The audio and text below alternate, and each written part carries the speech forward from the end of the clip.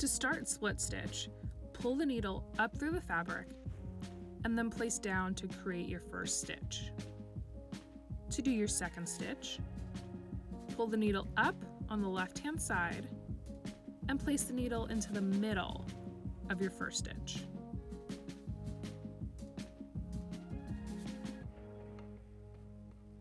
To continue making the line, you're going to work from left to right, making sure that the needle goes into the middle of the previous stitch.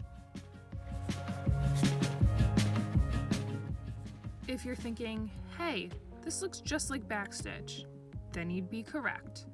You'll do the same exact thing, except you'll split each stitch with the needle.